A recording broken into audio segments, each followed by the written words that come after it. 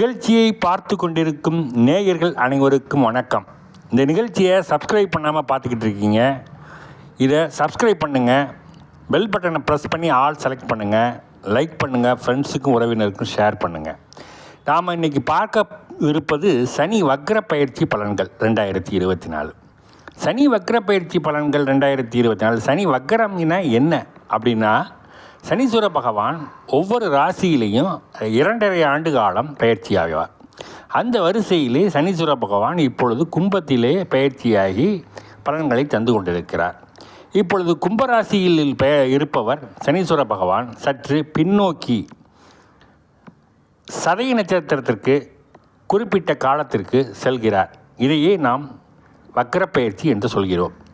எத்தனை நாட்களுக்கு செல்கிறார் என்று பார்த்தால், ஜூலை மாதம் 29ஆம் தேதி முதல் நவம்பர் மாதம் 15ஆம் தேதி வரை சனி வக்ர பயிற்சியானது நடைபெறுகிறது. ஆக இது 139 நாட்களானது இந்த சனி பயிற்சியின் காலம், வக்ர பயிற்சியின் காலம். ஒவ்வொரு சனி வக்ர பயிற்சியின் போதும் 12 ராசிகளுக்கும் வெவ்வேறு விதமான பலன்களை தந்து கொண்டிருக்கிறார். அந்த வரிசையிலே ஒவ்வொரு ராசிக்கும் என்ன செய்வார், நன்மையை செய்வாரா சனீஸ்வர பகவான், தீமையை செய்வாரா என்று நாம் ஒவ்வொரு ராசிக்கும் தனிப்பட்ட முறையிலே பலன்களை சொல்லி வருகிறோம். அந்த வரிசையிலே நாம் இப்பொழுது பார்க்கவிருப்பது மகர ராசி. மகர ராசி என்ற உடனே எல்லோருக்கும் தெரிவது, பளிச்சென்று புரிவது, ஆகா நம் 7.5 சனி நடைபெற்று கொண்டிருக்கிறதே என்று எல்லோரும் உடனடியாக புரிந்து கொள்ளும் அளவிற்கு சனீஸ்வர பகவான் ஒரு காட்டியிருப்பார். இது அனைவரும் அறிந்தது. சனீஸ்வர பகவான் கடந்த உங்களுக்கு 5 வருடங்கள், இப்போ 7.5 சனியில் 5 வருடங்கள் பூர்த்தியாகி இப்பொழுது மகர ராசிக்கு 2ஆம் இடத்திலே கும்பத்திலே 1 வருடம் மேல் பூர்த்தியாகிவிட்டது. இன்னும் அடுத்த ஆண்டில் சனி பயிற்சி கும்பத்தை விட்டு பயிற்சியானால் உங்களுக்கு 7.5 சனியிலிருந்து பிடிபட்ட இந்த மகர ராசி நேயர்கள் அனைவரும் விடுதலை பெறுவார்கள். அந்த அளவிற்கு மகிழ்ச்சி தரக்கூடிய விஷயங்கள் உண்டு. சனீஸ்வர பகவான் மகர ராசியிலே ஆட்சி பெற்றிருந்தாலும் கும்பராசியிலே ஆட்சி பெற்றிருந்தாலும் சொந்த வீட்டிற்கே சோதனை செய்வாரா என்று நீங்கள் கேட்கிறீர்கள். உண்மைதான். மற்ற ராசிக்காரர்களுக்கு 100% சோதனை வந்தால் உங்களுக்கு 60% சோதனையை தரும். மகர ராசி நேயர்களுக்கு 7.5 சனி சோதனை இல்லாமல் இருப்பதற்கு வாய்ப்பே இல்லை. அது மகர ராசியாக இருந்தாலும் சரி, கும்பராசியாக இருந்தாலும் சரி.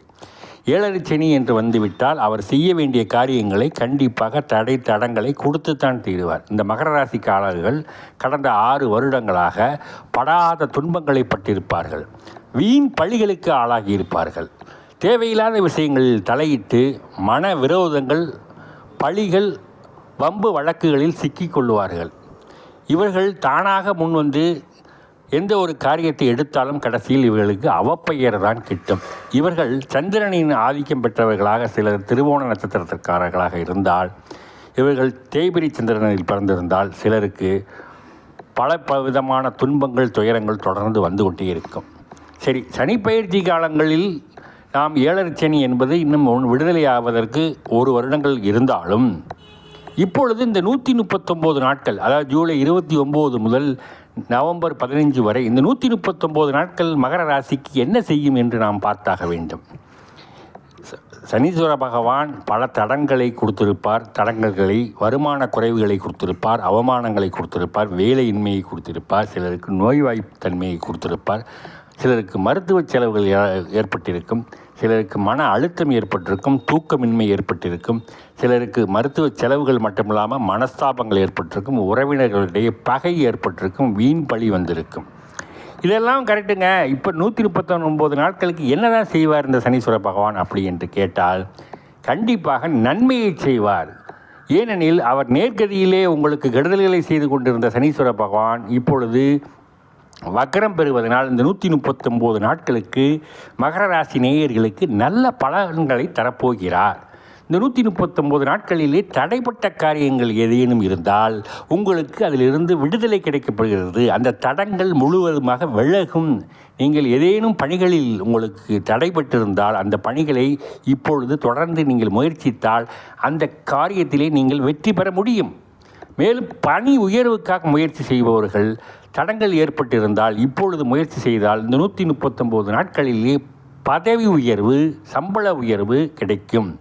சார், எனக்கு வேலையே இல்லை, நான் என்ன செய்கிறது அப்படின்னு சொல்லி கொண்டிருந்தவர்கள் இப்பொழுது இந்த 139 நாட்களிலே நல்ல வேலை கிடைப்பதற்கு வாய்ப்பு இருக்கிறது. சார், நான் படிச்சுக்கிட்டு இருந்தேன், இப்போ தடங்களாக போச்சு, எனக்கு ஃபெயில் ஆகிட்டேன், இல்லை எனக்கு கல்வியில் தடை ஏற்பட்டுருச்சு, இப்போ நான் என்ன செய்கிறதுனா, இப்பொழுது நீங்கள் மீண்டும் முயற்சி செய்து அந்த விடுபட்ட தாள்களையோ அல்லது மேல் படிப்புக்கு முயற்சி செய்பவர்களோ முயற்சி செய்தால் இந்த 139 நாட்களிலே உங்களுக்கு நல்ல பலன்களும் நல்ல வெற்றியும் தேர்வினில் நல்ல மதிப்பெண்களையும் பெறுவதற்கு வாய்ப்பு இருக்கிறது. திருமண முயற்சிகள் செய்தும் திருமணத்தில் குடும்பத்தில் குழப்பம், தகராறுகள், கணவன் மனைவிக்குள் சண்டை, பிரிவினைகள், வீண் விரோதங்கள், உறவினர்களுடன் பகை என்பது தொடரத்தான் செய்யும். நீங்கள் விட்டு கொடுத்து செல்வது நல்லது. இந்த மகர ராசி நேயர்கள் வீம்பு குணத்துடன் இருக்கக்கூடாது. எதையும் எடுத்தோம் கவிழ்த்தோம் என்று பேசுவது கூடாது. அவ்வாறு பேசினால் பின் வருகின்ற விளைவுகளுக்கு உங்களுக்கு அது பாதிக்கக்கூடிய வகையில் இருக்கும். அதனால் நீங்கள் பின்னர் வருத்தப்படுவீர்கள். ஆகவே செய்வதற்கு முன்னாடி பல முறை சிந்தித்து எந்த ஒரு காரியத்திலும் செயலாற்றுவது நல்லது. மகர ராசிக்காரர்கள் ஒரு முறை இருமுறை யோசித்து செயல்பட்டால் பின்வரக்கூடிய பிரச்சனைகளிலிருந்து தப்பித்து கொள்ளலாம். மூன்றாம் நபருக்கு சாட்சி சொல்வதோ, சாட்சி கையெழுத்திடுவதோ, மூன்றாம் நபருக்கு துணை போவதோ, மூன்றாம் நபருக்கு பரிந்துரை செய்தால் பகடைக்காயாக உங்களை பயன்படுத்தி கொண்டு நீங்கள் வீண் பழிகளையும் அவமானங்களையும் அவப்பெயர்களையும் சந்திக்க நேரிடும். ஆகவே மகர ராசிக்காரர்கள் இந்த காலகட்டத்தில் இன்னும் ஓராண்டுக்கு மிகவும் கவனமாக இருக்க வேண்டும். இந்த உங்களுக்கு 7 சனியின் பிடியிலிருந்து உங்களை விடுவிக்கும் வரை நீங்கள் எந்த சிக்கலிலும் மாட்டிக்கொள்ளாமல் மிகுந்த கவனத்துடன் அக்கறையுடன் செயலாற்ற வேண்டும். பணியில் இருப்பவர்கள் பணியினை கவனமாக செலுத்த வேண்டும், பணியாற்ற வேண்டும். வேலைக்கு செல்பவர்கள் ஒழுங்காக வேலையினை மட்டும் கவனம் செலுத்த வேண்டும். அரசு பணியில் இருப்பவர்கள் லஞ்சம் லாபணியங்களில் ஈடுபட்டால் வேலை இழப்பு ஏற்படும். ஏனெனில் சனீஸ்வர பகவான் நேர்மையானவர். நேர்மையானதற்கு எதிர்மறையாக செயல்படுகின்றவர்களுக்கு சரியான தண்டனையை கொடுக்கின்ற விதத்திலே சனி பகவான் செயல்படுவார். ஆகவே இந்த 139 நாட்கள் என்பது நன்றாக இருக்கிறது. இதை நீங்கள் நல்ல முறையில் பயன்படுத்தி கொண்டால் மிகவும் சிறப்புகளை பெறலாம். மேலும் உங்களுக்கு ராகு பகவான் உங்களுக்கு 3ஆம் இடத்திலே இருக்கிறார். 3ஆம் அதாவது மகரம், கும்பம், மீனம் என்று சொல்லப்படுகிற மீனத்திலே அமர்ந்திருக்கிறார். 3ஆம் இடத்தில் இருந்து கொண்டு கேது பகவான் 9ஆம் இடத்தில் இருப்பதனால் உங்களுக்கு ஆன்மீக சிந்தனைகள் மேலோக்கும். பாக்கியாதி ஸ்தானத்திலே கேது பகவான் இருப்பதனால் உங்களுக்கு பூர்வ புண்ணிய பாக்கியங்கள் கிடைக்கப்பெறும். நீங்கள் அமைதியையும் நிம்மதியும் நாடினால் உங்களுக்கு நல்ல வெற்றிகள் கிடைக்கும். அதிகமாக விவகாரங்களில் தலையிடாமல் இருப்பது நல்லது. மேலும் 5ஆம் இடத்தில் குரு பகவான் இருப்பதனால் உங்களுக்கு பல வெற்றிகள் தேடித்தரும். ரிஷப வீட்டிலே குரு பகவான் இருப்பதினால் உங்களுக்கு நல்ல லாபங்களும், தடைப்பட்ட வருமானங்களும், கூடுதல் வருமானங்களும், வேலை வாய்ப்பு மூலம் சிறப்புகளும் பெருமைகளும் கிடைப்பதற்கு இந்த ஆண்டு மிகவும் சிறப்பான ஆண்டு. சனீஸ்வர பகவான் தடங்களை கொடுத்தாலும் ராகு பகவான் உங்களுக்கு ஒரு அமைதியையும் நிம்மதியையும் தருவார். கேது பகவான் ஆலய வழிபாட்டின் மூலமாக உங்களுக்கு அருள்பாவிக்க காத்திருக்கிறார். 5ஆம் இடத்தில் இருக்கக்கூடிய குரு பகவான் உங்களுக்கு பேராற்றலையும் துணிச்சலையும் தன்னம்பிக்கையையும் தந்து உங்களுக்கு எதிர்காலத்திலே எழுந்து நின்று போராடக்கூடிய அளவிற்கு வலிமையினை தருவார். ஆகவே மகர ராசி நேயர்கள் இந்த சந்தர்ப்பத்தை நீங்கள் பயன்படுத்தி கொள்ள வேண்டும். இந்த சந்தர்ப்பத்தை நீங்கள் பயன்படுத்தி கொண்டால் வாழ்க்கையில் பல வெற்றிகளை பெறுவது உறுதி. மகர ராசி நேயர்களுக்கு இந்த 139 நாட்கள் என்பது 4.5 மாதம். இந்த 4.5 மாதத்தில் வரக்கூடிய வாய்ப்புகள் அனைத்தையும் நீங்கள் பயன்படுத்தி கொள்ள வேண்டும். பொருளாதாரத்தில் முன்னேற்றம் ஏற்படும். பொருளாதாரத்தை சேமித்து வைத்துக் கொள்வது நல்லது. எதை செய்தாலும் எதிர்காலத்திலே தொலைநோக்கு பார்வையில் நீங்கள் சிந்திக்க வேண்டும் என்பதை ஒரு முறைக்கு 2 முறை நான் சொல்லிக்கொள்கிறேன். மேலும் இந்த மகர ராசிக்காரர்கள், திருவோண நட்சத்திரக்காரர்கள் பெரும்பாலும் நட்சத்திர அதிபதியை கொண்ட ரோகிணி, ஹஸ்தம் 2 நட்சத்திரக்காரர்களிடம் மிகவும் கவனமாக இருப்பது நல்லது. இல்லையெனில் அவர்கள் மூலம் பல சிக்கல்களிலும் வம்புகளிலும் உங்களை மாட்டி விடுவார்கள்.